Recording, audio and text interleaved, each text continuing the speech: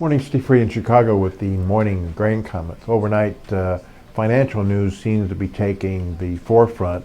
First of all, China's inflation data was higher than expected, which caused Chinese stock markets to drop. Their PPI data, though, was still down, but that was kind of a surprise to the marketplace.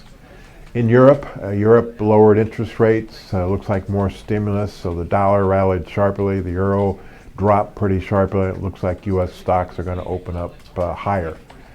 As far as the other news, we've got export sales today. Wheat sales 200 to 500,000 tons versus 354 last year.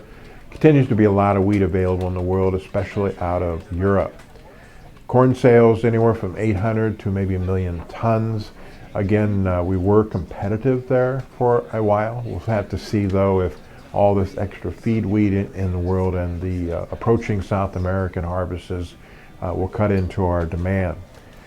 Soybean sales expected to be 400 to 700,000 tons. I think there's a lot of questions going on about how much Chinese sales have been made, how much beans are on the water, how much has arrived, how much is in stocks, and whether or not that pace could slow down from the pace ahead of a year ago. And we'll kind of be watching pretty closely some of the logistics down in Brazil, make sure they can ship on time. But so far it looks good. And CONAB raised their estimate of the soybean crop in Brazil to 101.2 million tons versus their previous guess of 100.9. USDA is still at 100 million tons. We noted that the February Malaysian palm oil production was down. Stocks also dropped. That could be supportive to their prices, which could support soybean oil versus soybean meal as a percentage of the crush. We also know that China's corn futures are sharply lower. It appears that they're about ready to start auctioning off their record large corn reserves into the domestic market.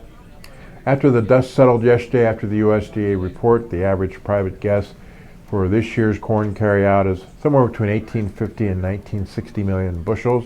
The government's 1837. For soybeans for this year, average guess is 494 to 525. The government's 460, and the market still thinks they're too high in the crush. For wheat, the guess is between 954 and 980 and 966, not much change. For those same group looking ahead for next year's carryouts, corn, the range is 1960 to 2725. The government's 1977. Beans 460 to 675, the government's 440, and wheat 1 billion bushels to 1.1 billion bushels, and the government's 989. So again, a lot of that depends on the number of acres people plant and also the kind of weather that we have this summer. So it's anybody's guess right now.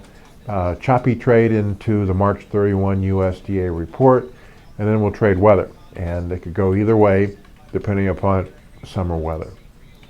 As always, these are my thoughts and not those of ADM or ADM Investor Services. And have a safe and profitable trading day.